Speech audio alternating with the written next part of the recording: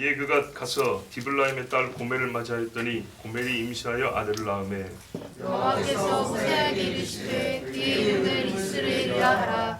조금 후에 내가 이스라엘의 피를 예후의 집에 바꾸며 이스라엘 족속의 나라를 펴할 것이니라. 그날에 내가 이스라엘 골짜기에서 이스라엘의 활을 꺾으리라 하시니라. 고멜이 또 임신하여 딸을 낳으매 여호와께서 호세아에게 이르시되 그의 이름을 로루아마라 하라. 내가 다시는 이스라엘 족속을 긍휼히 여겨서 용서하지 않을 것이니라. 그러나 내가 유다 족속을 긍휼히 여겨 그들의 하나님 여호와로 구원하겠고 활과 칼이나 전쟁이나 말과 마병으로 구원하지 아니하리라 하시니라. 고멜이 로루아마를 젖된 후에 또 임신하여 아들을 낳으매 여호와께서 이르시되 그 이름을 로암미라 하라. 너희는 내 백성이 아니요 나는 너희 하나님이 되지 아니할 것임이라. 그러나 이스라엘 자손의 수가 바닷가의 모래같이 되어서 헤아릴 수도 없고 셀 수도 없을 것이며 전에 그들에게 이르기를 너희는 내 백성이 아니라 한 그곳에서 그들에게 이르기를 너희는 살아계신 하나님의 아들들이라 할 것이라. 이에 유다 자손과 이스라엘 자손이 함께 모여 한 우두머리를 세우고 그 땅에서부터 올라오니 이스라엘의 땅이 클 것이미로다. 아멘. 오늘은 말씀이 좀 깁니다만은 전체 말씀을 호세아서 전체 요약, 이스라엘 전체에 대한 하나님의 심판과 회복에 요약이지만 대자를 붙였습니다. 그래서 대요약으로 한번 듣도록 하겠습니다. 자, 하나님 명령대로 호세아가 고멜과 결혼했습니다. 이 결혼식, 결혼 생활, 결혼하고 낳은 자녀들, 이 모두가 하나님께서 이스라엘에 주시고자 하는 계시입니다. 계시의 역할. 그러니까는 개인으로 사는 것이 아니라 공적인 삶인 것이죠. 예수님의 그래서 공생애라고 그러죠. 예수님이 걷기만 해도 공적인 역할, 사역인 것처럼 선지자들은 그렇게 살았던 사람들입니다. 그래서 이 아이들의 이름은 아버지가 짓지를 못하게 하시고 하나님이 직접 지어주셨습니다. 왜? 이 아이들이 음란한 자식이란 것, 곧 이스라엘이 음란한 삶을 살고 있다는 것을 그들이 열매를 맺은 게 음란하다는 것을 알려주기 위해서 그들의 아이들의 이름이 그게 계시였기 때문에 하나님이 직접 이름을 지어줍니다. 이야, 여러분, 하나님께서 좋은 이름으로 바꿔주신 예는 보았지만, 그렇죠? 이렇게 나쁜 예를 준 적은 없어요. 나중에 이사야 선지자 같은 경우도 그 자녀들 이름을 한 둘인가 하나님 이름을 주시거든요. 근데 거기도 괜찮아요, 이름이. 근데 호세아는 제가 알기로는 거의 유일하게 자식들의 이름을 이렇게 참 부정적이고 슬프게 지을 수밖에 없었던 사람입니다. 여러분 옆에 우리가 사는 사람 같으면 놀랄까요, 안 놀랄까요? 겁나 놀라죠. 어떻게 사람 이름을 이렇게 짓냐 이거죠. 남자를 여자 이름 비슷하게만 지어놔도 옆에서 난리를 하는데, 그죠? 여자를 남자 이름처럼 지어놔도 할아버지들이 와가지고 막 뭐라 그러잖아요. 그런데 자기 자식들을 3명이나 말이죠. 아주 끔찍한 이름으로 지어놨단 말이죠. 아무리 자식이 혹은 부모가 못나도 자식 이름만큼은 잘 짓는 것이 사람의 본성입니다. 본성을 거스를 정도로 이렇게 끔찍한 이름을 지어야 했던 건 하나님께서 그리 명하셨기 때문에, 즉 아버지의 주권 위에 하나님의 주권이 있고 아버지가 자녀를 향한 소망이 있기 전에 하나님의 계시가 있습니다. 여호와께서 호세아에게 말씀하십니다. 4절 보세요. 아들을 낳았는데 누구 아들일까요? 호세아 아들입니다. 어디서 다른 데서 주워온 아들 아닙니다. 보세요. 호세아가 고멜을 맞이하여 임신하여 아들을 낳았다. 이 과정을 잘 기억하셔야 됩니다. 그래서 낳았는데 이름을 하나님 뭐라 그러냐면 이스르엘이라 하라 그랬어요. 이스르엘은 새로운 이름은 아니에요. 이미 있던 이름입니다. 북이스라엘에 대평원이 있어요. 대평원, 뭐 큰 나라에 비하면 아무것도 아닌데 이스라엘 안에서 제일 큰 평원, 땅이 비옥하고 풍부한 산물이 있는 곳, 거기를 이스라엘 평원, 이스라엘 골짜기 그럽니다. 우리 골짜기는 계곡이지만 이스라엘만은 골짜기는 산과 산 사이의 분지 같은 지역들, 넓은 땅을 골짜기라고 부릅니다. 그래서 이스라엘 골짜기, 이스라엘 평원 그럽니다. 이거 얼마나 역사적인 장소냐? 드보라하고 그 가나안 하솔 왕이 야빈인가 싸울 때 있죠. 드보라 거기서 승리한대. 나봇의 포도원이 여기 있었어요. 그 예후하고 이세벨이 포도원 뺐었는데 예 등등등 하여튼 이 지역은 산물이 많고 풍부해서 전쟁할 때도 여기는 땅이 넓으니까 많이 모였고요. 그리고 여기서 난 산물로 사람들은 하나님께 바치든지 우상 숭배하든지 여기가 바로 이스라엘 평원입니다. 그리고 놀라운 것은 뭐냐면 이스라엘 평원에 들어가는 입구 거기가 어디냐? 여러분 유명한 장소입니다. 세 글자인데요. 무깃도입니다. 예, 무깃도 딱 떠오르죠? 예, 전쟁할 때 모이는 곳. 아마겟돈, 하르 무깃도. 이 무깃도가 이스라엘 평원의 초입입니다. 그러니까 사방에서 모여서 이스라엘로 들어가려면 무깃도를 거쳐야 됩니다. 이 무깃도는 어디에 있습니까? 또 지중해 쪽에 가깝고 갈멜산 아래에서 내려와서 좀 남쪽으로 무깃도입니다. 예, 갈멜산 있죠? 갈멜산 있고 그 밑에 무깃도가 있고 그 앞쪽으로 펼쳐진 게 이스라엘 평원입니다. 자, 이 지리적인 정보를 제가 미리 가르쳐드린 이유가 있습니다. 일단 이스라엘 말뜻이 뭐냐면 하나님이 심으셨다는 말입니다. 딱 맞죠? 비옥한 땅에 하나님께서 복을 이스라엘 백성을 심으시고 먹을 것을 심으시고 즉 이 땅은 본래 하나님께서 복 주시는 땅입니다. 아시겠죠? 하나님께서 복 주시는 땅. 그러면 첫 번째 아들 이름 괜찮네요. 그죠? 괜찮아요. 근데 이렇게 이름한 이유가 있어요. 복준 땅에서 이스라엘 백성이 뭐 했어요? 피를 흘렸네. 생명을 심으랬더니 생명을 거둬버리는 일을 했어요. 정의로운 재판에 의해서요? 아니요. 순전히 인간의 죄로 말미암아 인간의 욕심으로 말미암아 피를 막 흘려버렸어요. 그래서 하나님이 뭐예요? 이스라엘에서 흘린 피들 내가 여기서 갚겠다. 피는 피로. 그래서 첫째 아들을 이스라엘이라고 했어요. 그러니까 이 안에 감추는 뜻이 있죠? 여호와께서 하나님이 심으신 땅에서 너희가 뽑아버렸으니 나도 거기서 너희를 뽑아버린다 이 말이에요. 그래서 첫째 아들 이름을 이스라엘 이렇게 지었습니다. 자, 근데 놀라운 건 이거죠. 이스라엘의 피를 아합의 집에 갚으며 또는 여로보암의 집에 갚으며 하면 이해가 되는데 왜 예후 집이에요? 예후가 뭔 잘못된 피를 흘렸나요? 여러분 예후가 무슨 일을 했습니까? 저번에 선거에도 봤잖아요. 예후! 난 예후 장군이요. 예후가 뭐 했어요? 아합의 집을 멸한 사람이에요. 잘했습니까? 잘못했습니까? 잘했죠. 열왕기하 10장 30절인가 보면 하나님께서 예후한테 잘했다 그랬어요. 잘해서 너희 집에 4대가 왕이 된다 그랬어요. 그런데 왜 이스라엘에서 흘린 이 더럽고 부정한 피를 예후 집에 간단 말이에요. 그 말은 우리가 레갑을 통해서 알 수 있듯이 예후가 처음에 하나님 말씀을 듣고 이세벨과 아합을 멸하는 잘한 일을 했으나 이 사람도 매한가지 그 자녀들 세대로 가면서 어떻게 해요? 옛날에 여로보암이 지은 죄와 똑같이 아합이 지은 죄와 똑같이 하나님에게서 떠나가면서 하나님을 섬기라고 말하는 사람들을 죽이는 부정한 피를 아니 깨끗한 피를 그 땅에 흘리는 악한 짓을 예후집도 했다 이 말입니다.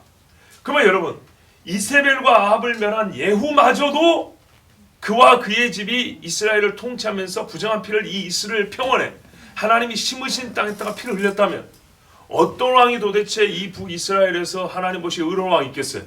없겠죠. 예후가 실제로 예후의 집이 실제로 그런 일을 했으며 예후의 집이 그렇다면은 이보다 나은 집은 북이스라엘에서 없었기 때문에 북이스라엘은 망할 수밖에 없는 거예요. 하나님이 그 피값을 갚을 수밖에 없는 거죠. 예. 그래서 어떻게 하냐? 4년 후반부에 이스라엘 족속의 나라를 폐할 것입니다. 어떤 사람들은 예후 집만 망한다는데 그건 아닙니다. 예후마저도 이 짓을 했기 때문에 이스라엘의 모든 왕은 하나님 앞에 칭찬 들을 수 없고 이제는 더 이상 용서할 수 있는 때를 지내버렸어요. 이미 꺾어졌다는 얘기입니다. 어느 때요? 북이스라엘로 말할 것 같으면 남쪽의 히스기야 같은 시대가 예후 시대예요. 그나마 예후 시대. 그런데 예후마저도 악한 길로 빠졌으니 그 집마저도 그 꼴을 보면서 레갑 족속이 아 이건 아니야 그리고 하나님 앞에서 뜻을 정하고 살았단 말이죠. 그러므로 북이스라엘의 전체 왕들과 그 나라는 하나님께서 패하기로 작정하셨습니다. 그 이름이 뭡니까? 이스라엘. 하나님이 심으셨기 때문에 심으신 그분이 그에 합당하지 않은 자들을 뽑아버린다. 이 하나의 이름으로 사람들은 대충격에 빠져야 정상입니다. 우리가 하나님이 뽑아버리는 백성이 되는구나. 뽑을 때 많은 나무는 그 자리에서 말라 죽습니다. 그나마 약간의 뿌리가 옮겨 심어서 삽니다. 그걸 성경은 남은 자라 그러죠. 그날에 어떤 일이 있냐? 내가 이스라엘 골짜기에서 이스라엘의 활을 꺾으리라. 활은 군사력이죠. 예. 북이스라엘의 모든 힘을 다 꺾어 없애버린답니다. 언제요? 그날. 여기서 그날은 언제입니까? 이스라엘이 망하는 날이죠. 그러니까. 예. 아수르 군대가 와가지고 쳐 없애버린 날입니다. 이스라엘 골짜기에서. 전쟁은 어디서요? 예, 이스라엘에서. 여기서 전쟁이 있어요. 그래서 곧 얼마 후에 여로보암 2세 예후의 증손자 정도 된단 말이에요. 그 밑에 아들이 스가랴인데, 선지자 말고요, 아들이 이름인데, 걔가 한 6개월인가 왕하다가 반란으로 죽어요. 그리고 30년 동안 왕이 6번 바뀌어요. 예, 딱 봐도 망조가 보이죠. 그래서 북이스라엘이 망하는데, 그날이 그러니까는 이 호세아 예언으로 말미암아 불과 한 30년 안에, 짧으면 20년, 길면 30년 안에 북이스라엘 망해버립니다. 그러니까 이 예언은 굉장히 시기적으로 가까운, 예, 바로 근접한 예언입니다. 한 세대가 가기 전에 실제로 이 예언은 성취가 됩니다. 자, 이때 고멜이 또 임신하는데 딸을 낳았어요. 이름을 뭐라 그럽니까? 로루하마라. 뜻은요? 아니죠. 그건 로함이고요. 6절입니다. 내가 다시는 이스라엘 족속을 긍휼히 여겨서 용서하지 않으리라. 이게 뜻입니다. 짧게 말하면 불쌍히 여기지 않는다. 로가 뭐뭐하지 않는다는 말이에요. 부정형입니다. 그러니까는 내가 불쌍히 여겨야 되는데 불쌍히 여기지 않겠다라고 작정을 한 겁니다. 근데 여기 말하면 여성형이라 불쌍히 여기지 않는 딸. 딸 이름이 그래요. 어찌 살까 이러면은. 여기 딸 사랑하는 엄마들 여기 계시죠. 여기 권사님도 있고 전도사님도 있고, 그죠? 딸 굉장히 사랑하죠. 여기 뒤에 권사님도 계시고. 그런데 말이죠, 내 딸 이름이 뭐냐면 불쌍히 여김을 받지 못하는 딸. 이 이름 갖고 시집이나 가겠어요? 이런 이름을 가진 딸에게 누가 가요? 적어도 남자 볼 때 요 딸의 부모가 정신이 좀 이상한 사람들인가 봐. 결혼해서 상당히 힘들겠는데 이런 예상 할까요, 안 할까요? 나라도 해요. 그죠? 근데 딸 이름이 그래요. 그러니까는 깐난 애를 부를 때마다 어이구 이쁜 거, 어이구 우리 딸들 많죠 저기, 이렇게 불러야 되는데 아이고 뭐라고요? 불쌍히 여기지 못하는 딸, 이쁨 받지 못하는 딸 이러면서 안아줄 수 있을까요? 말이 안 되죠. 근데 그 말이 안 되는 이름을 하나님이 지어줬다고요. 긍휼의 날이 다 지났다는 겁니다. 보라 지금은 은혜 받을 만한 때에 구원의 날이로다 그랬죠. 끝났다고 말입니다. 남유다에게서도 때가 되면 하나님이 예레미야에게 뭐라 그래요? 기도하지 말라 그러죠. 예레미야 8장을 읽어보면 이럽니다. 내가 실로에 행함 같이. 실로 뭐죠? 성막 있었던 곳이죠. 예, 한번 찾아볼까요, 여러분? 예레미야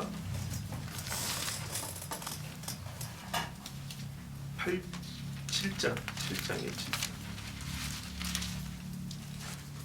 7장 14절 16절까지 구약 1062쪽쯤에 있습니다. 예레미야 7장 14절에서 16절 같이 읽습니다. 시작. 그러므로 내가 실로에 행함같이 너희가 신뢰하는 바 내 이름으로 일컬음을 받는 이 집 곧 너희와 너희 조상들에게 준 이곳에 행하겠고, 내가 너희 모든 형제 곧 에브라임의 자손을 쫓아낸 것 같이 내 앞에서 너희를 쫓아내리라 하셨다 할지니라. 그런즉 너는 이 백성을 위하여 기도하지 말라. 그들을 위하여 부르짖어 구하지 말라. 내게 간구하지 말라. 내가 내게서 듣지 아니하리라. 아멘. 보십시오. 왜 이렇게 됐냐 하면 우리가 잘 아는 말씀이죠. 7장 11절 보세요. 내 이름으로 일컫는 일컬음 받는 이 집이 너희 눈에는 도둑의 소굴로 보이느냐. 보라 나하고 내가 그것을 보았노라. 여호와의 말씀입니다. 성전을 도둑의 소굴로 만들어버리니까 옛날에 실로를 없앤 것처럼 없애버리겠다. 간구하지 마라. 기도하지 마라. 안 들어준다. 끝났다 이 말입니다. 북이스라엘은 이게 조금 빨랐어요. 호세아 때 끝나버렸어요. 그래서 그 뒤에 남은 시간 30년은 기도해도 하나님이 안 들어주는 점점 쇠락하는 고통을 겪는 시간이에요. 예레미야도 마찬가지입니다. 예레미야 외치는 40년 어간의 기간 중에 뒤에 30년 이상은 실제로 구해봐야 하나님이 안 들어주는 유다가 점점 망하는 것을 보는 고통의 눈물을 흘리는 시간이 되어버립니다. 여러분, 회개할 기회가 끝나고 바로 죽냐? 그것이 아닙니다. 죽는 날이 회개할 기회가 다 되는 날일 수도 있지만 어떤 이는 회개할 기회가 먼저 종결되고 회개하지 못한 채로 남은 여생을 살다가 점점 쇠락하고 점점 하나님을 멀어지고 그 눈빛이 점점 마귀에게 끌려가는 것을 보면서 죽습니다. 이스라엘과 유다가 그렇게 되어 있습니다. 자, 이처럼 북이스라엘이 망할 때 하나님께서 남유다는 누가 다스리게 하셨죠? 히스기야. 자, 7절 보십시오. 그러나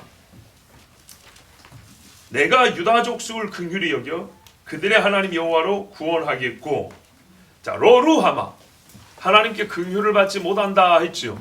근데 꼭 그와 동시에 같은 시기에 유다는 내가 긍휼을 입게 하리라. 자, 북이스라엘의 활은 꺾어버리는데 어떻게 해요? 남유다는 여호와 하나님으로 구원한다. 그 이름으로만 이기해 주겠다. 활과 칼이나 전쟁이나 말과 마병으로 구원하지 아니하리라. 무슨 말인가? 북이스라엘도 사람의 활이 꺾여도 하나님이 구원해 주면 사는 건데 너희들은 이것만 의지하고 하나님을 따르지 않았어. 그래서 너희들의 활을 꺾으면 너희는 의지할 자가 없으니까 죽는 거예요. 근데 남유다는요, 비록 강대국 앞에서 활과 칼이 없을지라도 여호와를 의지했기 때문에 여호와의 이름으로 사는 거예요. 북이스라엘이 망할 때 남쪽에 있는 히스기야가 다스렸는데 그 히스기야 때 일어난 게 뭔가? 똑같은 아수르가 쳐들어왔는데 북쪽은 망하고 남쪽은 하나님 앞에 간구했더니 18만 5천을 하루아침에 송장 만들어버리고 쳐들어왔던 산헤립, 적그리스도적 인물입니다. 왜? 유다를 멸하려 한 사람이, 예루살렘을 멸하려 한, 그리고 예루살렘을 멸망시킨 사람들은 적그리스도의 모형으로 우리가 보는 것이 틀리지 않습니다. 요 사람이 자기 고국으로 돌아갔다가 자기 신을 섬기는 그 자리에서 죽임을 당합니다. 다니엘 11장에 보면 적그리스도가 어떻게 하냐면은 바다 같은 데다가 영화로운 집을 짓고 자기 이름을 높이다가 죽임을 당한다고 되어 있습니다.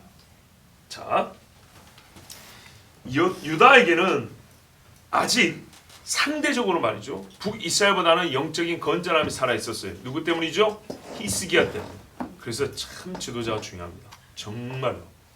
현대 연구자들도 그렇게 말합니다. 아무리 따르는 자들의 권위가 크고 지식이 많고 영향력이 크다 할지라도 단 한 번도 역사 중에 따르는 자가 아니라 따르게 하는 자의 영향력을 넘어선 적이 없다고 그랬어요. 만약에 따르는 자가 영향력이 크면 굳이 따르게 하는 자의 자리에 앉으려고 하지 않아요. 따라가면서도 영향력을 더 크게 미칠 수 있기 때문에. 그러나 이것은 절대 불가능하겠어요. 증명된 적이 한 번도 없어요. 그래서 반드시 따르게 하는, 즉 지도자의 자리에 서려고 하는 게 사람의 마음인 거예요. 그것은 하나의 기정사실이기 때문에 나를 끌고 갈 사람을 세울 때는 잘 세워야 되는 거예요. 그게 중요합니다. 따라가는 자는 따르게 하는 자의 영향력과 권위를 절대 넘어서지 못합니다. 권위주의를 갖고자 하는 게 아니라 이게 사실입니다. 사실. 그렇기 때문에 아무리 부족할지라도 따라가게 하는 자, 나를 끌고 가는 자는 표현상 그렇지만 나보다 나은 사람을 세우려고 애를 써야 됩니다. 하나님께서 다윗의 집에 복을 주시고 유다에게 복을 주셔가지고 이때는 히스기야라는 왕이 있었습니다. 그래서 히스기야가 뭐 있습니까? 전쟁을 해야 되는데 이 사람이 이 아수르 왕 산헤립의 편지를 듣고 성전에 올라갔잖아요. 그리고 펴놓고 기도를 했다고요. 하나님이 뭐라 그래요? 걱정하지 마라. 이렇게 약속합니다. 보십시오. 열왕기하 19장 32절 이하에 보면, 그러므로 여호와께서 아수르 왕을 가리켜 이르시기를 그가 이 성에 이르지 못하며 이리로 화살을 쏘지 못하며 방패를 성을 향하여 세우지 못하며 치려고 토성을 쌓지도 못하고 오던 길로 돌아오고 어떤 군사적 행위도 다 실패한대. 이 성에 이르지 못하리라 하셨으니 이는 여호와의 말씀이라. 내가 나와 나의 종 다윗을 위하여 이 성을 보호하여 구원하리라 하셨나이다. 기도했더니 하나님께서 이렇게 약속하셨고, 누가요? 나 여호와가 구원한다. 그리고 손 하나 까딱 안 하고 아수르 군대 송장 만들고 사내립은 돌아와서 죽었어요. 자, 호세아 예언대로 됐죠? 이 예언은 얼마나 즉각적인 보세요. 호세아 당대에 일어났어요. 그러므로 호세아의 자식들의 이름은 당대 사람들에게 그러니까는 뭐예요? 깊어요. 계시성이 매우 깊어요. 매우 강하게 와요. 먼 날 어쩌고저쩌고 이것도 아니에요. 무슨 나뭇가지 이 정도도 아니에요. 실제로 사람, 그것도 자기 자식을 가지고 예언했고 그게 한 세대가 가기 전에 이루어졌단 말이죠. 그러니 이 예언을 받는 사람들은 진짜 즉각적으로 돌이켜야 돼요. 아, 니느웨도 하루 외쳤더니 그걸 듣고 회개를 했는데 이스라엘 회개 안 하면 되겠습니까? 그러나 안 했죠. 그래서 뽑히는 겁니다. 자, 이 사내립이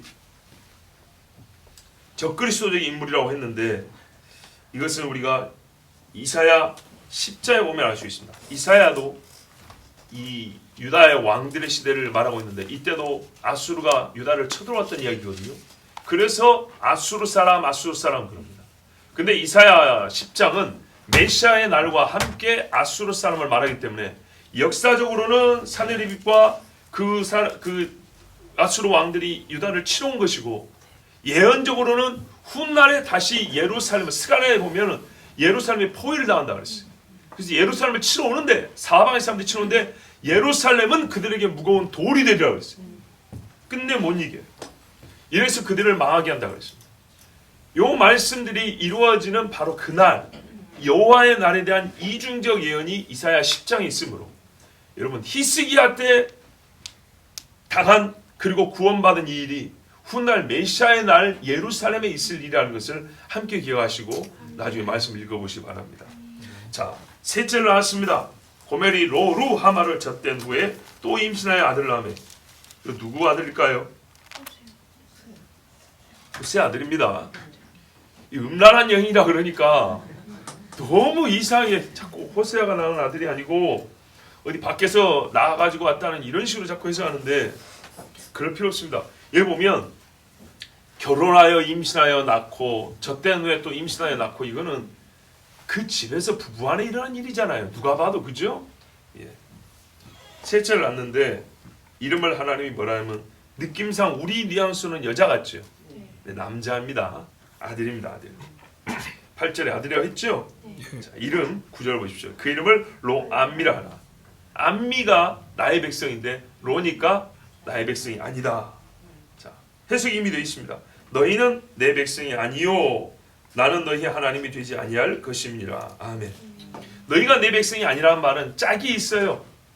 곧 나도 너희 하나님이 안 되리라. 근데 출애굽기에서 뭐라고 약속했죠? 나는 너희 하나님이 되고 너희는 내 백성이 된다 그랬죠.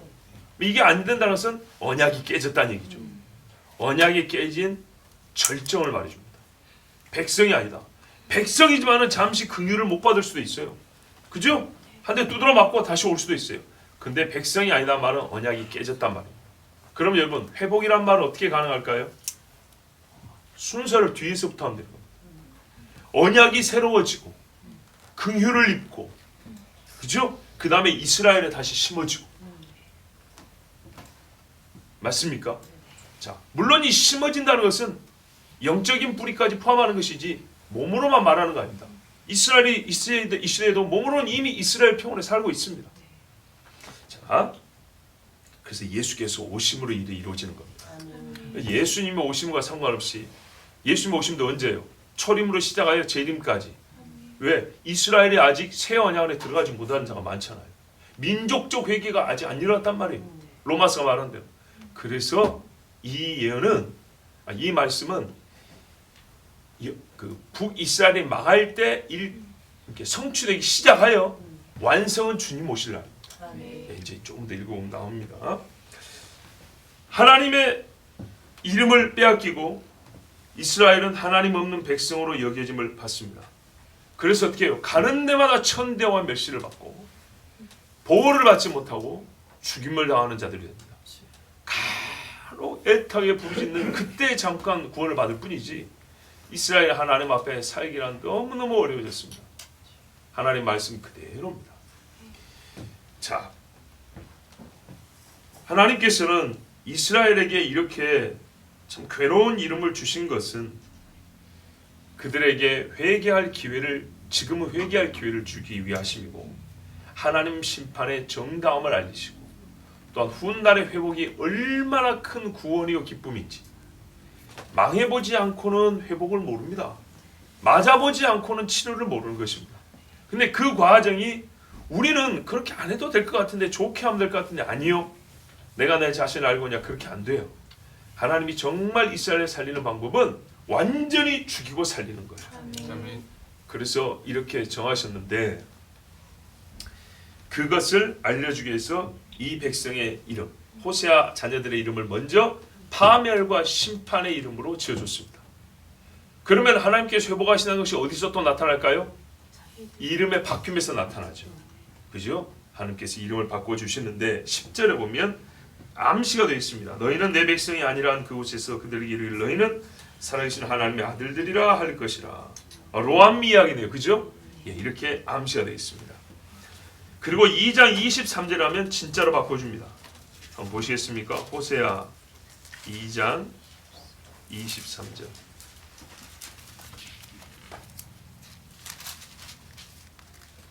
같이 읽습니다. 내가 나를 위하여 그를 이 땅에 심고 잠깐만요. 이스라엘이죠.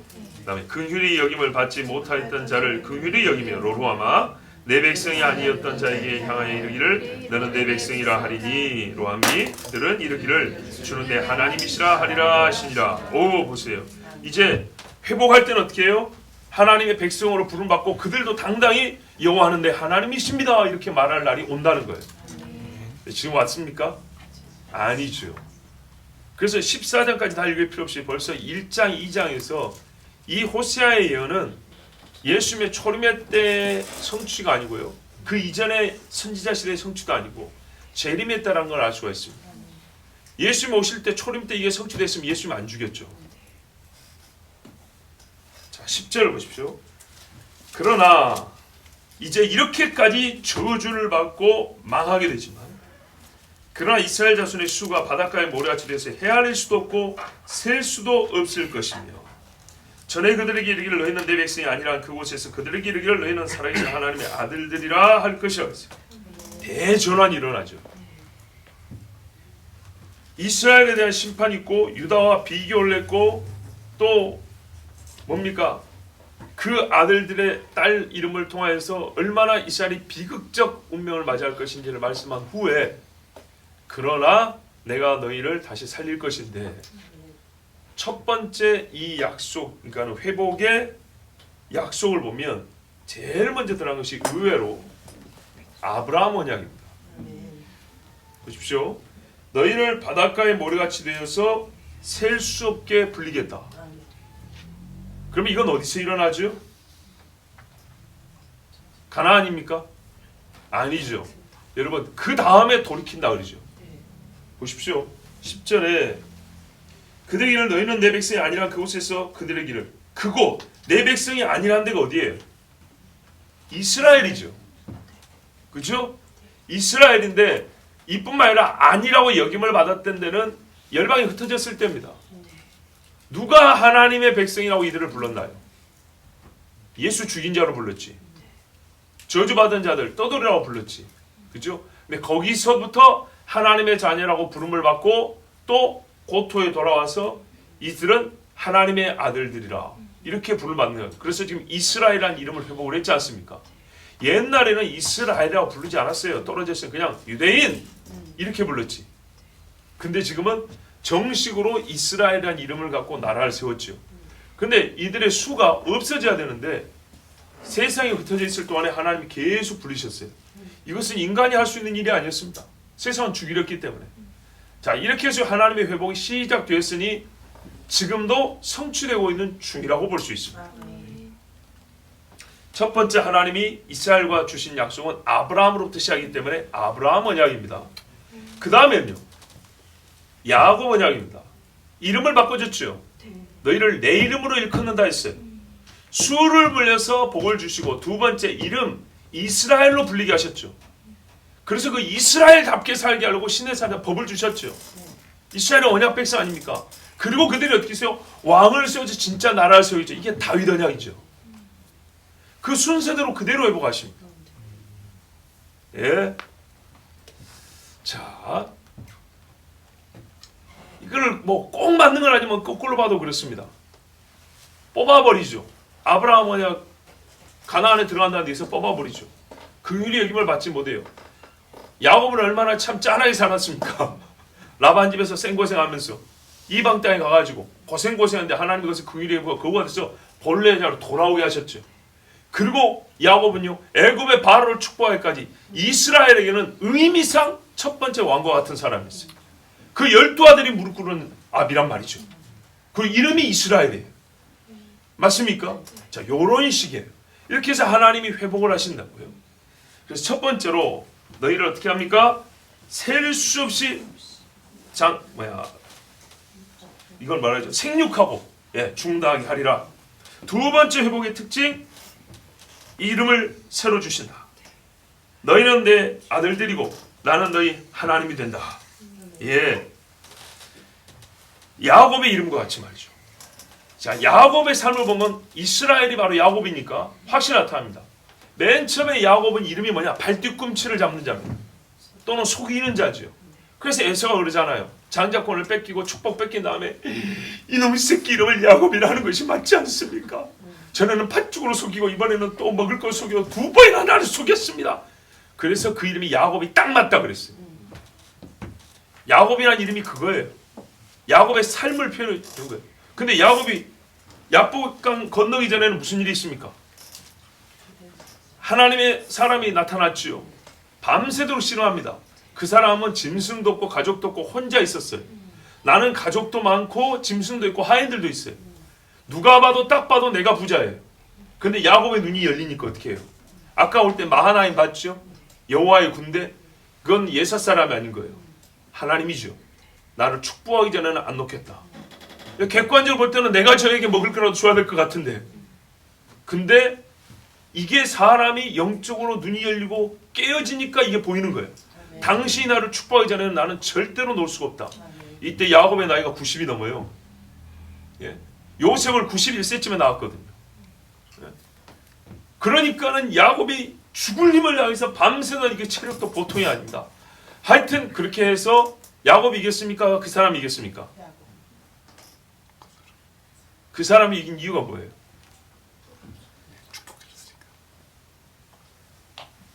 아니지, 이 사람아. 논리대로 야곱이 이긴 거지. 봐봐. 당신이 나를 축복하기 전에 내가 안 놓겠다. 근데 놓아라 이놈아 그랬다고요. 놓아라 했는데 안 놓겠다. 그럼 누가 이긴 거예요? 야곱이 이겼죠. 야곱이. 안 놓으니까. 그래서 이 사람이 축복을 해줬어요. 내가 너에게 졌다. 네 이름이 무엇이냐? 예. 근데 이게 있어요. 이 사람이 자기가 이기지 못함을 보고 야곱의 환도뼈를 쳐 위고를 시켰다. 뼈가 부러졌어요. 뼈가 부러져서 이 사람이 이긴 거냐? 아니죠. 분명히 말했어요. 이기지 못함을 보고 씨름을 그만두게 하려고 야곱의 뼈를 불렀는데 그래도 야곱이 안 놓은 거예요. 하여튼 이 근성은 어릴 때나 늙어서 똑같아요. 자, 이렇게 쓰임 받으면 좋죠. 그죠? 그래가지고 야곱이 끝내 안 놓으니까 이 사람이 알았다. 그럼 축복하마. 그리고 축복을 해줬는데 여러분, 이 짐승이 10배가 될지라 자녀들이 20배가 될지라 이렇게 해줬습니까? 아니요. 이름을 바꿔줬어요. 네 이름을 다시는 야곱이라 부르지 아니하고 이스라엘이라 부르라. 우리가 지금 이스라엘 할 때마다 누구를 부르고 있는 거죠? 야곱 부르고 있는 거예요. 야곱. 참 이게 놀라운 겁니다. 복의 뿌리라고 할까요? 이 사람은 아브라함이지만 우리가 실제로 많이 언급하는 이름은 야곱이에요. 이스라엘 볼 때 야곱을 부른다고 해요. 이름이 이렇게 중요한 겁니다. 맞습니까? 예. 하나님께서 야곱을 이스라엘 바꿔준 것처럼 로암미를 암미로 바꿔주겠다는 거예요. 이렇게 되면은 그 구체적인 이야기는 안 해도 돼요.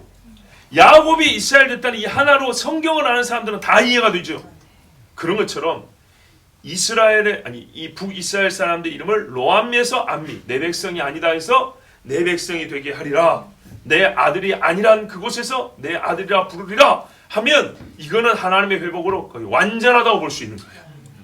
예, 그날이 언제죠? 그날. 그렇죠. 주님 다시 오시려는데 호세아는 친히 가르쳐 줍니다. 11절을 보십시오. 이에 유다 자손과 이스라엘 자손이 함께 모여 한 우두머리를 세우고 그 땅에서부터 올라오리니 이스라엘의 날이 클 것이미로다. 자, 이게 이제 회복의 세 번째 단계입니다. 유다 자손과 이스라엘이 연합되어 새 킹덤, 왕국을 세운다는 얘기입니다. 이날이 왔습니까? 안 왔습니까? 온 듯하지만 아니죠. 온 듯하지만 아직 아니에요. 왜? 한 우두머리를 세우고가 조건이에요. 한 머리를 세운대. 그래서 이거는 영적 이스라엘 말하면 안 되는 거예요. 이거 해석하기 싫고 이걸 예언으로 보기 싫으니까 어떻게 해요? 아, 교회가 이스라엘과 이방인이 함께 가지고 그리스도를 섬기는 것, 이 정도로 해석한다고요. 그렇게 해석하더라도 이방이 하나님 앞에 돌아온 것만큼 지금 이스라엘이 돌아왔습니까? 안 돌아왔어요. 그렇게 해석하더라도 이거는 적용할 수가 없어요. 거기다 분명히 말했어요. 유다 자손과 이스라엘 자손이라고 명시해놨어요. 이스라엘 12지파가 회복한다는 얘기입니다. 12지파가 함께 모여오는데 이게 1단계로 언제 성취됐냐? 바벨론에서 돌아올 때입니다. 바벨론에서 돌아올 때 스룹바벨과 함께 오고 에스라와 함께 올 때 지파 불문하고 그 지역에 흩어진 사람들을 끌어모았어요. 이러고 돌아왔단 말이죠. 그러니까 이게 일부는 성취되어 있지만 여기서 말하는 한 우두머리가 에스라는 아니란 말이에요. 그렇죠? 한 우두머리를 자기들이 왕으로 세운다는 거예요. 당신이 우리의 왕입니다. 이렇게 한다는 거예요. 아직 이루어지지 않았습니다. 예수 그리스도의 오심과 그분을 믿고 나온 이스라엘 집을 생각해야 됩니다. 그러면 초림 때냐? 여러분 이 예언을 알기 때문에 이스라엘은 예수님이 초림하셨을 때 이 예언이 이루어질 거라고 생각을 했어요. 그렇죠? 유다와 이스라엘이 한 우두머리를 세우고 돌아온다 했기 때문에 아, 옛날의 영광으로 돌아갈 것이다. 바로 다윗이란 건 다 알아요. 다윗의 집에서 난 이 사람이 바로 요 한 우두머리가 될 수 있겠다. 우리가 그를 세우자 그랬어요. 그러나 세웠습니까? 못 세웠습니까? 못 세웠죠. 십자가에 매달아 버렸지. 저주받은 자가. 그러므로 얘기가 어떻게 해요? 반만 맞은 거예요.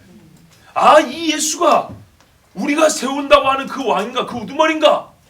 그런가 보다라고까지 왔자는 확신하고 그를 세우지는 못하고 오히려 죽였어요. 그러니까 반쯤 가다가 거꾸로 뒤로 후퇴하여 훨씬 더 큰 죄를 지어버렸어요. 그럼 반쯤 맞았다는 건 무슨 말이죠? 대상은 정확히 지금 있다는 거죠. 예수 그리스도. 그분이 왕으로 세워지는 날이 언제예요?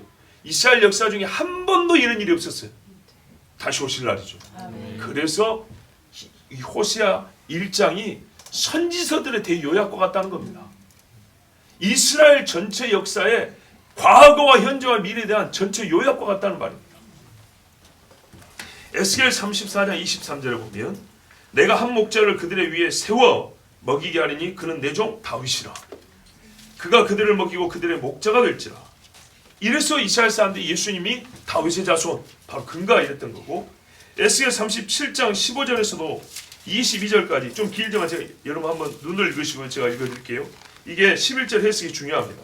에스겔 37장 15절에서 22절.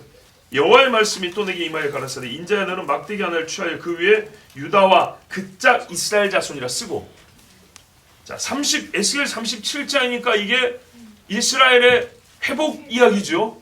그죠? 네, 그 36장부터 돌아온 이야기가 나오고 37장에 뭡니까? 그렇죠. 마른 뼈 이야기 나오죠. 예.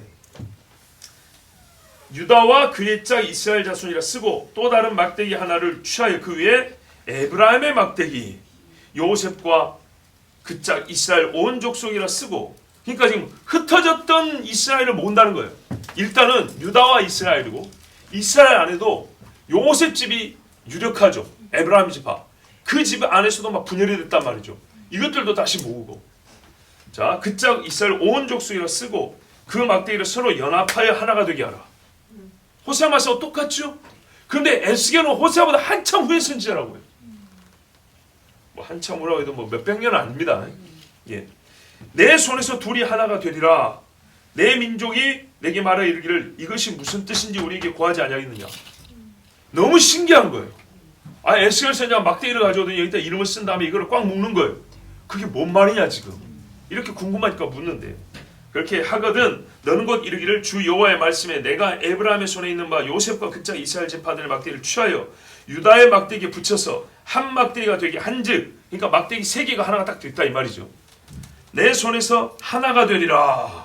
하나님이 하신 말씀. 하셨다 하고 너는 그 글쓴 막대기들을 무리의 목전에서 손에 잡고 그들에게 이르기를. 자, 설명을 한 다음에 이렇게 여호와 하나님의 손에서 하나가 될 것이다. 그런 다음에 쫙 이렇게 보여주랍니다. 보여주면서 자, 그 글쓴 막대기들을 무리의 목전에서 손에 잡고 그들에게 이르기를 주 여호와의 말씀에 내가 이스라엘 자손을 그 간바 열국에서 취하여. 어디요? 그 간바 열국. 쫓겨난 이방 땅에서 취하여 그 사면에서 모아서 그 고토로 돌아가게 하고 그 땅 이스라엘 모든 산에서 그들로 한 나라를 이루어서 한 임금이 모두 다스리게 하리니. 자, 요 앞에까지는 얼추됐죠. 모아서 다시 들어가서 한 나라를 이루게 하고 그 다음에 한 임금인데 이스라엘은 정치 제도로도 임금이 없어요. 왕이 어디 있어요? 왕이, 그죠? 총리가 왕이라고 생각하십니까? 아닙니다. 왕은 왕입니다. 한 임금이 모두 다스리게 하리니 그들이 다시는 두 민족이 되지 아니하며 두 나라로 나누지 아니할지라. 이게 에스겔 37장 이야기예요. 말은 뼈에서부터 여기까지 일어난다는 얘기입니다. 그죠? 자, 그러면 이 이야기가 지금 성취되고는 있지만 완성되지 않았죠. 뭐 호세아가 뭐라고 말했어요? 보십시오. 이에 유다 자손과 이스라엘 자손이 함께 모여 한 우두머리를 세우고 그 땅에서부터 올라오리니 이스라엘의 날이 클 것이므로도. 이 뒷부분이 문제죠. 한 우두머리를 세우고 그 땅에서부터 올라오는데 그 땅이 어디냐 했더니 이스라엘이라고 보면 안 되죠. 그 땅에서부터 오는데 그 땅에서부터 오잖아요. 그래서 아까 에스겔 37장이 중요한 겁니다. 37장 21절인가 보면 그 간바 열국에서 취하여, 그죠? 그 쫓겨난 열국에서부터 취하여 돌이킨다는 거예요. 올라온다는 거예요. 그런데 올라와서 그들이 나라를 이루지만 완전한 건 뭐냐? 임금이 있어야 제대로 된 나라가 되는 거죠. 왕이 있어요. 자, 그 왕이 누구냐 하면 성경 전체를 보면 다윗, 이스라엘 사람들이 다윗이라 했고 그 다윗이 왔을 때 그들이 먼저 죽였기 때문에 똑같은 다윗이지만 다시 오시는 다윗이야겠죠. 그래서 주님이 다시 오실 때 이 예언은 완성이 되는 거예요. 그런데 이제 우리가 여기서 풀어야 될 것, 정말 깊고도 놀라운 사실을 말하면 그날을 성경에서는 여호와의 날, 주의 날, 어둡고 캄캄한 날 그랬는데 오늘 호세아는 뭐라고 말해요? 이스라엘의 날이 클 것이라고 그러잖아요. 이스라엘의 날. 그러면 아까 생각해보세요. 이스라엘이 뭐라고요? 여호와께서 심으시다죠. 그러면 여호와께서 심으시는 날이 크다. 일단 이 말은 열국이 알게 되고 스케일이 크고 엄청난 사건이 있을 것이란 말입니다. 그럼 무슨 말이에요? 요 일이 한 임금을 세우고 그 한 우두머리가 이스라엘을 완전히 하나 되어 왕으로 다스리게 되는 그 일이 어디서부터 시작한다고요? 이스라엘에서부터 시작한다. 이스라엘에서부터. 즉 이스라엘에서 이 이스라엘 백성 유다를 괴롭게 하고 핍박하고 죽이려 하는 무리들을 치는 전쟁이 있다는 말이에요. 이 편은 전쟁 묘사라고요. 무슨 말인지 아시겠죠?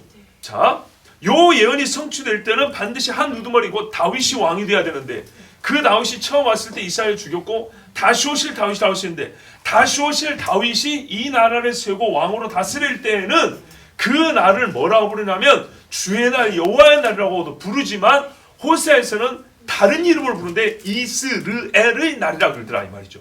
그러면 이스르엘에서 전쟁이 있다는 얘기고 이스라엘에서 이스라엘의 왕이 열국의 왕들을 패한다는 얘기죠. 그래서 메시아의 왕국, 다윗의 왕국을 세운다는 얘기입니다. 그 예언의 때를 우리가 보게 될 겁니다. 그러면 이스라엘의 나라라고 한 것을 우리가 어떻게 이해해야 되냐? 그래서 제가 설교 초두에 말씀드린 거예요. 이스라엘의 길목이 어디라고요? 무깃도라고요. 아마겟돈이라고요. 네. 호세아가 말하는 이스라엘의 큰 날은요, 먼저 호세아서를 보면 2장에 나와 있어요. 2장 14절에서 23절, 다음에 듣겠지만 잠깐 우리 함께 읽어볼게요. 호세아 2장 14절에서 23절을 보면, 그러므로 보라 내가 그를 타일로 거친 들로 데려가서 말로 위로하고, 이게 이제 개인적으로 고매를 다시 안으로 맞는 이야기입니다. 근데 역시 이 집의 일은 이스라엘에 대한 상징이죠. 계시죠. 그러니까 거기서 비로소 그의 포도원을 그에게 주고 아골 골짜기로 소망의 문을 삼아주리니, 예, 그가 거기서 응대하기를 어렸을 때와 애굽 땅에서 올라오던 날과 같이 하리라. 그러니까 그가 처음에 나오고 혼인 언약을 맺을 때처럼 나를 가까이 하고 남편으로 이제 섬긴다는 거예요. 여호와께서 이르시되 그날에 네가 나를 내 남편이라 일컫고 다시는 내 바알이라 일컫지 아니하리라. 내가 바알들의 이름을 그 입에서 제거하여 다시는 그 이름을 기억하여 부르는 일이 없게 하리라. 그날에는 내가 그들을 위하여 들짐승과, 바로 여기서 보세요. 그들이라고 나와버리잖아요. 이게 고멜 이야기면서 동시에 이스라엘 이야기인 거죠. 그들을 위하여 들짐승과 공중의 새와 땅의 곤충과 더불어 언약을 맺으며, 또 이 땅에서, 여러분 우습게 보면 안 돼요. 사람이 저주를 받자 온 땅이 피조물이 저주를 받는 것처럼 이스라엘에 서를 때 그 땅에 있는 짐승과 곤충들, 새들이 복이 받는 거예요. 그들을 뭡니까? 더불어 언약을 맺으며 또 이 땅에서 활과 칼을 꺾어 전쟁을 없이 하고 그들을 평안히 눕게 하리라. 내가 너에게 장가들어 영원히 살게. 어린 양의 혼인잔치, 공의와 정의와 긍휼, 은혜와 은총과 긍휼이 여김으로 내게 장가들며 진실함으로 내게 장가들이니 내가 여호와를 알리라. 항상 하나님 말씀 그렇죠. 내가 너에게로 다시 가고 내가 너를 회복하고, 여호와께서 이르시되 그날에 내가 응답하리라. 나는 하늘에 응답하고 하늘은 땅에 응답하고 주기도문이 이루어지는 거예요. 예. 우리 역사상 주기도문이 그대로 이루어지는 때 우리가 살아보지를 못했어요. 왜냐? 왕이 다르거든요. 왕의 법이 땅에서 그대로 이루어져야 이게 위의 법, 위와 아래가 함께 뜻이 같이 이루어지는 건데, 위에는 하나님이 계시고 땅에는 인간 왕이 지멋대로 하는데, 그러니까 이게 이루어질 수가 없어요. 예수님의 주기도문, 주님이 가르치는 기도로 최종적으로 우리가 받아들일 게 뭔지를 말해주고 있어요. 그리고 주기도문 전체 성격은 바로 이 첫 줄에 되어 있어요. 아버지의 이름 거룩하게 하시고 하나님 아버지의 나라가 이루어지는 뜻이 하늘에서 땅에서 이루어지다. 요게 우리 모든 기도를 아우르고 있는 거예요.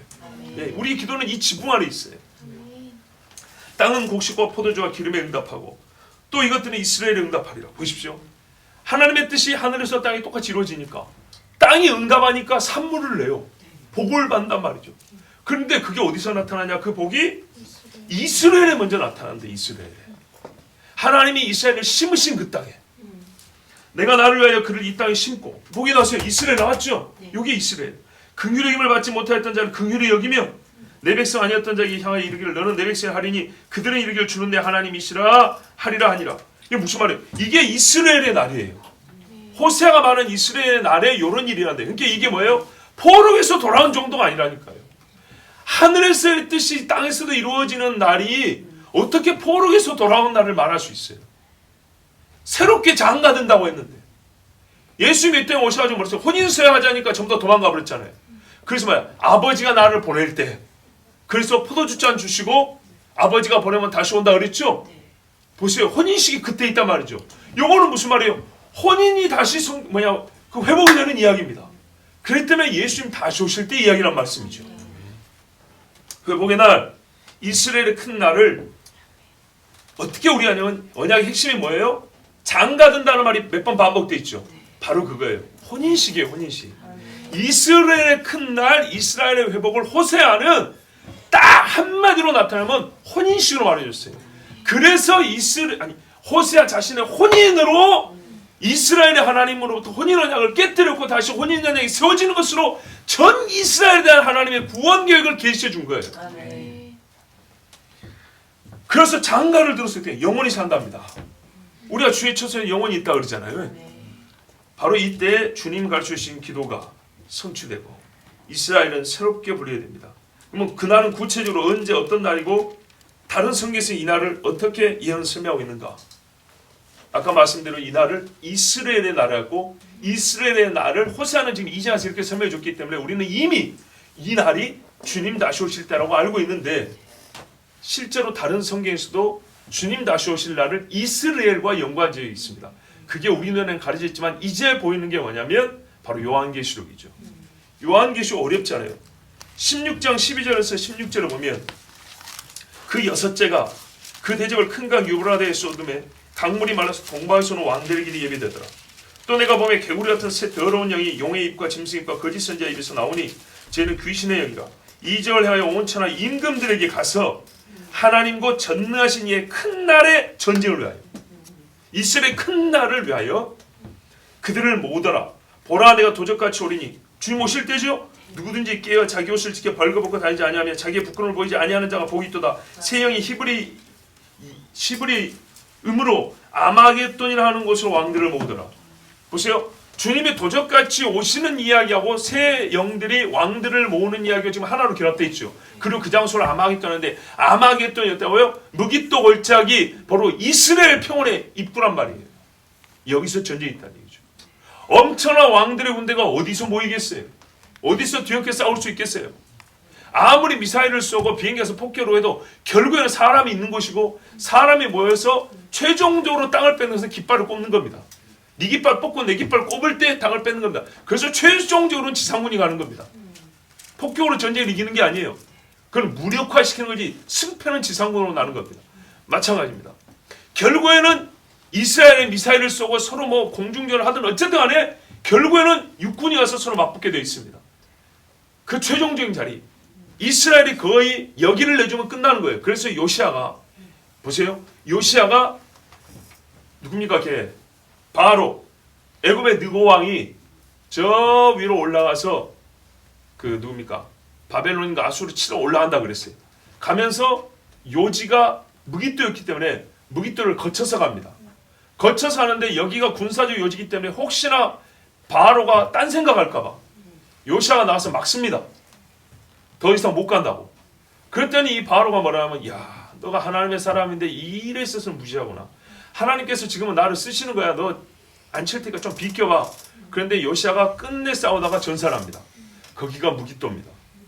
그만큼 군사적 요충지가 무깃도입니다. 왜? 무깃도 내주면 이스라엘 평원이 내주는 거고, 이스라엘 평원을 내주면 이스라엘이 끝나는 거예요. 그래서 이스라엘 치고자 대군이 몰려올 때는 어디로 와요? 무깃도 평원으로 온다고요. 북쪽으로서 이렇게 내려온다고요. 사해바다를 건너와야 돼요. 예루살렘을 직격으로 치려면. 그렇게는 좀 어렵죠. 거기서 헤엄쳐서 들어올 거예요. 사해바다 들어가고 물 마시면 타져 죽어요. 군함을 띄울 거예요. 그 얕은 바다에. 그런 거 아니죠. 예. 그래서 육지로 오기 때문에 결국에는 물이 마르면은 그 물길을, 마른 물길을 통해서 이렇게 와서 이스라엘 평원을 내는데 거기 입구가 무깃도예요. 바로 이스라엘의 큰 날이란 바로 아마겟돈 전쟁을 말한다고 볼 수 있습니다. 그때 무슨 일이 있습니까? 요한계시록 19장에 보면 어린 양 예수께서 오셔서 전쟁을 하시고 백마와 그 탄자들이 만국을 치고 철장 권세로 그들을 다스린다 그랬죠. 그래서 하나님이 진노의 포도주 틀이 밟힌다 그랬죠. 여기 아주 중요한 표현인데 뭐라고 되냐면, 또 내가 보니 한 천사가 해에 서서, 그러니까는 해가 뒤에 있고 그 앞에 서서 공중에 나는 모든 새를 향하여 큰 음성으로 외치로되 와서 하나님의 큰 잔치에 모여, 이스라엘의 큰 날, 시체가 널브러지는 큰 잔치에 모여 왕들의 고기와, 보십시오. 열 왕들을 치는 거예요. 왕들의 고기와 스가랴데오, 이방의 열 왕들이 모여서 이스라엘을 치러 온다 그랬거든요. 근데 하나님이 그들에게 무거운 돌이 되게 한다 그랬어요. 이스라엘 장군들의 고기와 장사들의 고기와 말들과 그 탄자들의 고기와 자유한 자들이나 종들이나 물은 데서 하고 모든 자의 고기를 먹으라 하더라. 또 내가 보매, 보세요. 이때가 근데 어떤 전쟁이냐? 다윗 때 전쟁도 아니고 히스기야 때 전쟁도 아니에요. 또 내가 보매 그 짐승과 땅의 임금들과 그 군대들이 모여, 그 짐승, 마지막 때 이야기죠. 그 짐승과 그 짐승을 따르는 땅의 임금들, 또는 그 짐승을 대지하는 땅의 임금들도 있어요. 요들이, 그 군대들이 모여 그 말탄 자와 그의 군대로 더불어 전쟁을 일으키다가, 이게 예수님하고 전쟁을 한다는 거예요. 이것들이 모여 들어가죠. 짐승이 잡히고 그 앞에서 이정을 하는 거짓 선자도 함께 잡혔으니, 자, 아까 요한계시록 16장에 짐승의 입에서 영이 나오고 거짓 선지자의 입에 나오고 또 뭐에서 입이 나왔죠 했죠? 그 용의 입에서 영이 나오고 새 영이 있었죠. 아까 16장에 아마겟돈 전쟁에 그 용의 입에서 영이 나오고 짐승의 입에서 영이 나오고 거짓 선지자의 입에서 영이 나왔다 그랬죠. 요 더러운 새 영이 왕들을 모았다 했잖아요. 그 왕들이 어디 갔냐 했더니 19장 여기 나와 있는 거예요. 예, 요 땅의 임금들 그리고 그것들을 전쟁하게 일으켰던 더러운 영들 여기 나오잖아요. 19장 보면 어디 나옵니까? 짐승과 거짓 선지자가 잡혔다잖아요. 그러니까 같은 때 이야기죠. 예, 같은 시대의 이야기란 말이에요. 거짓 선지자도 함께 잡혔으니 이는 짐승의 표를 받고 그의 우상에 경배하던 자들을 이적으로 미혹하던 자라. 이 둘이 산채로 유황불 붙는 못에 던지고 그 나머지는 그 말탄 자 입으로 나오는 검의 죽음에 모든 새가 그 고기로 배불리우더라. 자, 이제 정리됐죠. 무슨 말이죠? 예수께서 오실 때 더러운 짐승과 그 짐승의 영들이 왕들의 마음을 부추겨서 이스라엘 치러 가자 이래가지고 무기또 골짜기로 싹 모으는데 어떻게 해요? 여기서 하나님의 아들 예수께서 오사 이 이스라엘 평원 무기또 골짜기 그 근처에서 엄청난 전쟁을 한다 이 말입니다. 이게 이스라엘의 큰 날입니다. 이스라엘의 큰 날인데 이 날이 호세아는 뭐라고 했다고요? 이스라엘과 유다가 한 임금을 통하여 다스림을 받고 너는 내 아들이요 내 백성이요 그리고 내 신부라 내 아내라 다시 언약이 회복되는 날이라 그렇게 말씀했다 이 말입니다. 그래서 여러분 또 하나의 말씀에 깊은 것이 풀어진대요. 로마서 9장 25절 26절을 보면 호세아 1장 10절이 인용이 되어 있어요. 이 이스라엘의 구원 이야기예요. 이스라엘의 구원 이야기에 왜 호세아 1장 10절일까요? 이제 알았어요. 호세아 1장 10절과 11절은 종말 이야기거든요.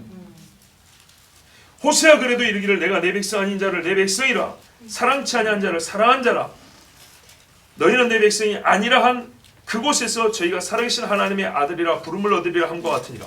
자, 호세아가 이렇게 돼 있죠. 근데 로마서가 왜 이야기를 해요? 이 앞에 보면 이방인의 구원 이야기가 나와요. 예. 그러니까는 바울이 고민인 거예요. 유대인은 어떻게 된 겁니까? 그랬더니 하나님이 가르쳐준 계시가 그래요. 기록된 성경으로 가르쳐 주는 거예요. 내가 언제 이스라엘을 구원한다고 했더냐? 언제 회복한다고 했더냐? 잘 생각해봐. 호세아 말씀에 보니까 한 목자를 세우고 돌아오는 날인데 이스라엘의 큰 날이라 그랬는데 그렇지 그때야 그때. 뭔 말인지 아시겠죠? 바울이 고민한 이스라엘의 구원이 언제입니까? 그때 앞에 나와요. 내가 에사와 야곱을 정했지 않냐? 내 주권대로 한다. 그리고 이방인의 충만한 수가 찬다 그랬죠. 이방인은 구원이 안 갈 줄 알았는데 이방인에게 구원이 먼저 가죠. 그래서 이방인과 이스라엘이 하나님 앞에 같이 돌아올 수 있게 하죠. 그 다음에 이스라엘 안에서 연합하게 하고 그리고 이게 한 왕이 세워져서 전 세계를 다스리게 하고 이 하나님의 구원의 경륜인데 이때가 언제냐? 이스라엘이 구원을 얻으며 동시에 메시아가 왕으로 다스리는 그때. 그때를 지금 말씀하면서 이스라엘 구원 그때 있을 거니까 걱정하지 마. 호세아 말씀 한번 기억해봐. 그래서 우리에게 가르쳐 주는 거예요. 이스라엘 구원은 호세아의 예언과 같이 하나님의 절대 주권으로 내 백성이 아니라 하고 기기라고 저 이방 사람들은 하나님의 언약과 상관없다고 하는 자들이 하나님의 언약 안에 들어오는 이 엄청난 섭리를 이스라엘의 눈으로 직접 보죠. 그죠? 직접 보는 것처럼 그와 같이 하나님의 백성이 아닌 자들이 하나님의 백성이 된 것처럼 이스라엘도 하나님의 백성이 아니라고 버려진 후에 다시 하나님의 백성으로 여겨지는 그날에 이스라엘의 구원이 온전히 되는 거야. 그것을 내가 호세아서를 통해서 가르쳐줬어. 그리고 이사야를 통해서 너보다 한참 앞에 선배들이 다 그걸 보고 예언을 했어. 이렇게 해서 바울이 우리에게 이스라엘 구원을 가르쳐줄 때 수백 년 전 선지자의 글로 가르쳐준 것이고 그 선지자의 글을 찾아가 보면 그날은 곧 예수께서 다시 오실 때라는 것을 알 수가 있습니다. 그러므로 이스라엘은 성경에서 크게 세 가지 사실과 관계 있습니다. 첫째는 아수르에게 이스라엘이 망한 역사적 사건입니다. 두 번째는 동쪽으로부터 오는 왕들이 메시아에게 패하는 마지막 전쟁의 이야기입니다. 그죠? 그리고 여기서 하나님께서 다시 그곳에서 심은다 했죠. 이스라엘은 하나님이 심으신 곳이고 하나님이 비옥하게 한 땅이라 했죠. 예, 새 예루살렘이 세워지고 이스라엘 백성들이 예수 그리스도의 다스림을 받을 때 이 이스라엘 평원은 본래 여호와께서 심으신 풍요로운 산물을 내어 그 땅의 백성을 복되게 할 겁니다. 자, 이제 여러분 예언의 사건과 예언의 해석을 알게 되셨습니다. 저도 말씀 듣게 깨달았습니다. 그리고 이 예언을 한 호세아는 이스라엘에게 있을 심판과 구원을 다 본 것입니다. 하나님의 하실 일을 미리 보고 우리는 마음이 기쁘지요. 또 소망이 되고 찬송 안 하면 찬송도 할 수 있겠죠. 예, 그런 마음입니다. 복입니다. 그런데 여러분, 호세아는 어땠을까요? 그에게도 기쁨이 있을까요? 멀리 내다보는 선지자의 영은 기쁨이 분명히 있었을 것입니다. 바울이 그러잖아요. 내가 고생해도 내가 죽어도 이스라엘 백성이 구원을 받을 수 있다면, 내가 구원을 받지 못한다라도 이 백성이 구원을 받을 수 있다면, 이게 선지자의 심령이기 때문에 호세아는 분명 먼 훗날 다시 세워질 메시아의 왕국을 보고 기뻤을 겁니다. 그러나 여러분, 그렇다고 해서 등짝에 채찍이 내려치는데 바울이 쓰러지지 않을 수 있었습니까? 병이 걸렸는데 힘차게 달릴 수 있었습니까? 그렇지는 못했죠. 여러분, 그 날을 바라보지만 내 자식들은 내가 눈을 감을 때까지 로루하마로 불려야 돼. 계시가 주어지는 시간 동안만큼은 나와 내 식구들은 계시로서 고통을 당해야 되는 거예요. 예수께서 부활의 영광을 얻으시기 전까지는 그는 우리의 중보자로서 십자가에 매달려야 되는 시간이 있고 무덤에 들어있어야 될 시간이 있는 거예요. 선지자 호세아와 그의 집에는 울어야 되고 사람들의 미움을 받아야 되고 외톨이로 고통스럽게 살아야 되는 그때가 있었어요. 여러분, 이건 말로만 주어진 계시가 아니라 호세아와 호세아 집의 삶으로 주어진 계시라는 걸 우리가 함께 받으셔야 됩니다. 우리 중에 누군가가 이와 같이 이 마지막 때에 계시가 되고자 한다면, 하나님의 말씀에 표가 되고자 한다면 1시간짜리 설교로 처음과 끝을 다 읊어내는 이런 설교가 아니라, 말로 이렇게 짧게 할 수 있지만 이 말 1시간에 들어있는 실제 역사, 하나님의 구원 경륜을 보여주기 위해서는 수십 년의 피눈물의 삶이 필요합니다. 호세아가 그렇게 살았어요. 호세아가 그렇게 살지 않았다면 여러분, 저는 이 시간에 1시간짜리 설교를 할 수가 없습니다. 그는 수십 년을 눈물을 흘렸고 나는 잘난 입술로 1시간 떠들었을 뿐입니다. 부정적인 이름을 가진 아이들의 호흡이 닿을 때에도 이 일은 일어나지 않습니다. 로루하노면 죽을 때까지 이스라엘은 다시 회복되지 않습니다. 로암이라는 이름을 갖고 죽었습니다. 사는 내내 사랑하는 자녀들의 이름을 사랑하는 이름으로 부르지를 못했어요. 하나님의 심판을 불러 소리치는 것과 같이 자식의 이름을 그렇게 불러야 됐습니다. 그리고 이름이 불려질 때마다 그 아이들은 놀면서도 친구들에게, 친구들의 부모에게 매우 혐오스러운 인물로 여겨질 수밖에 없었습니다. 주께는 하루가, 아니 주님께는 천년이 하루 같지만 사람에게는요, 천년은 천년 그대로의 고통입니다. 여러분, 천년 같은 고통의 시간을 통하여 하나님의 계시가 주어졌다는 것을 함께 기억하시기 바랍니다. 그래서 저는 제목으로는 호세아를 더 말하고 싶어요. 설교 제목은 호세아 아비라고 했지 않습니까? 그렇지만 더 설교할 수 없는 것은, 솔직히 예언은 하나님 주신 감동으로 풀어낼 수 있어요. 이것만 해도 저는 받을 수 있는 이상을 받았어요. 근데 호세아의 심정은 제가 받지를 못합니다. 모릅니다. 호세아의 메시지는, 그 깊이는 기도에 얻어서 전할 수 있지만 호세아의 심정은 호세아처럼 살아야 얻을 수 있는 거기 때문에 내가 살지 못함으로 내 그 심정은 여러분이 전달을 못 드립니다. 이것이 죄송하고 안타깝습니다. 그 심정은, 그 고통은 여러분 우리 각자 받읍시다. 하나님 이 마지막 때 나를 표로 삼으시고 아멘. 우리의 집을 계시로 삼으셔서 혹 그 고통이 호세와 같을지라도 정말 이 마지막 때 주님 오심을 증거하고 메시아 예수 그리스도를 왕으로 섬기는 회복된 나라 교회가 되기 위하여 나를 써주시옵소서. 호세와 같은 심정을 주시옵소서. 이렇게 간구하여 함께 받기를 바랍니다. 함께 기도합니다.